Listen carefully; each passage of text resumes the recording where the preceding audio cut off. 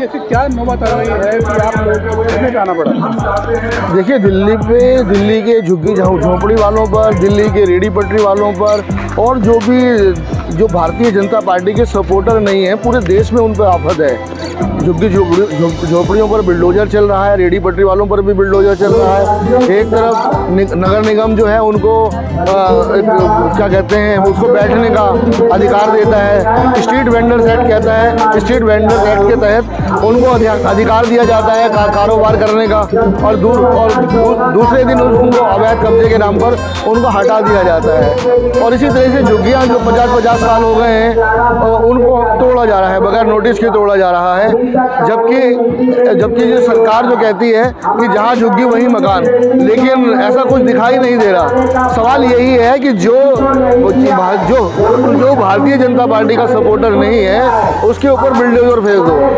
हालांकि हमारे झुग्गी झोपड़ी वाले भाइयों ने भी गलती की है कि जो 2-2 हज़ार का जो लालच दिया गया और जो हिंदुत्व का जो नारा देते हैं ये लोग, उसमें बह जाते हैं।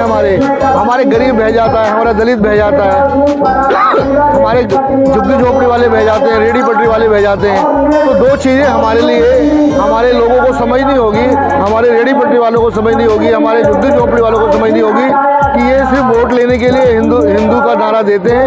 उसके बाद हम झुग्गी वाले हैं, उसके बाद हम दलित हैं, उसके बाद हम मुसलमान हैं, उसके बाद हम रेडी पटरी वाले हैं।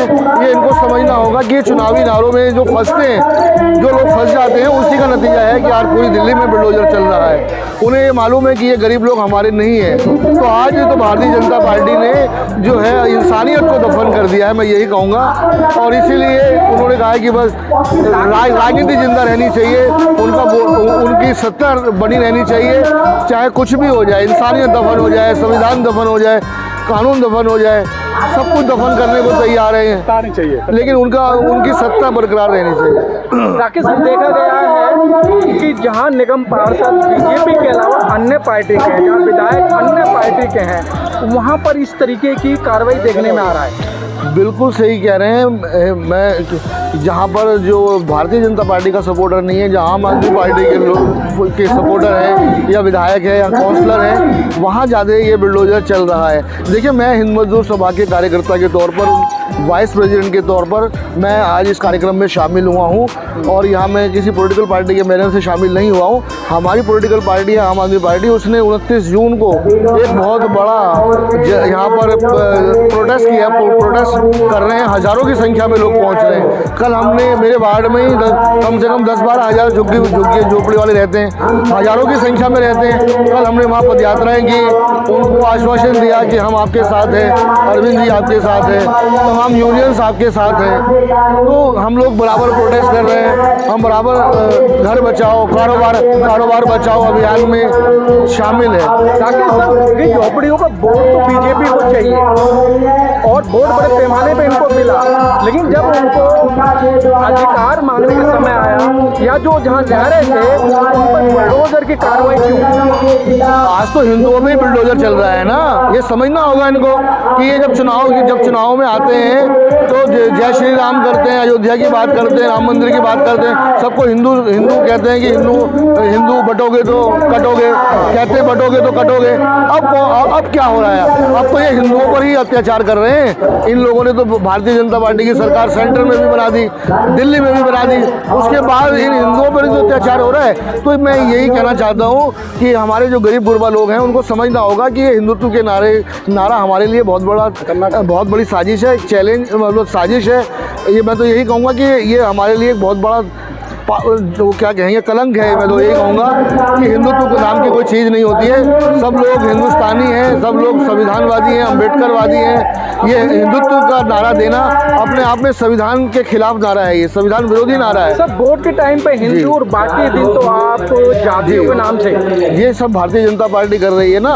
ये हिंदुओं का देश थोड़ी है, ये मुस्लिमों का भी देश है, ये क्रिश्चियनों का भी देश है, ये ईसाइयों का भी देश है। इसमें हिंदुत्व का नारा देना अपने आप में देशद्रोह की धारा लगनी चाहिए। चाहिए। अगर कोई सेकुलर सरकार होती हिंदुस्तान के अंदर तो इन लोगों को जो है देशद्रोह के मामले में ये जेल जाएंगे, क्योंकि हिंदुत्व की बात करना ही अपने आप में आप एक फिरके की बात करके आप संविधान की हत्या कर रहे हैं, देशद्रोह की बात कर रहे हैं। ये भी एक बहुत बड़ा देशद्रोह है अगर आप हिंदुत्व की बात करते हैं। सर राकेश जी, आप दिल्ली की राजनीति कर रहे हैं और आप निगम पार्षद हैं और आज भी आप निगम पार्षद पति हैं। आपने उत्तर प्रदेश के अंदर देखा सर, एक कथावाचक की जाति पूछने के बाद में उसके जो जाति हुई है उसको आप कैसा देखते हैं? देखिए, बहुत ही दुखद घटना है कि एक यादव परिवार से, एक यादव समाज से, जो कि एक टीचर था, एक मास्टर था, क्योंकि 90,000 से ज़्यादा यूपी के अंदर स्कूल बंद कर दिए गए, वो लोग बेरोजगार हो गए मास्टर लोग, तो उन्होंने पंडिताई का काम शुरू किया। लेकिन क्योंकि वो पंडिताई जो है ब्राह्मणों के गाँव में कर रहा था, तो ब्राह्मणों ने अपनी जात दिखा दी, अपना गैर इंसानी रूप दिखाया, उसको गंजा किया, उसको औरत के पेशाब से उसके सर पे पेशाब कराया, पेशाब से धुलवाया उसको और उसको मारा पीटा गया। तो ये समझना होगा ना, ये यादव लोग हैं उनको भी समझना होगा, क्योंकि वो भी अपने आप को हिंदू समझने लगते हैं। आज जिस पे 4 पैसे आ जाते हैं वो अपने आप को हिंदू समझने लगता है। ये सब ओबीसी बैकवर्ड में आते हैं और ब्राह्मण इनको नीची जाति का ही समझता है। ये इस देश में ब्राह्मणवाद चल रहा है। जो भी इस देश में हिंदुत्व का नाम लेते हैं, लेकिन राज ब्राह्मणवादियों का ही चल रहा है, राज पूंजीपतियों का ही चल रहा है, अडानी अंबानी का चल रहा है, ब्राह्मणवादियों का चल रहा है। और बाबा साहब ने कहा है कि इस देश के 2 बड़े दुश्मन हैं, पूंजीवाद और ब्राह्मणवाद। जब तक ये दोनों रहेंगे, जब तक हिंदुस्तान के अंदर हिंदुस्तान का भला होने वाला नहीं है, हिंदुस्तान का विकास होने वाला नहीं है। इसीलिए उन्होंने समाजवाद की बात की, इसीलिए उन्होंने बुद्धिज़्म की बात की। धन्यवाद।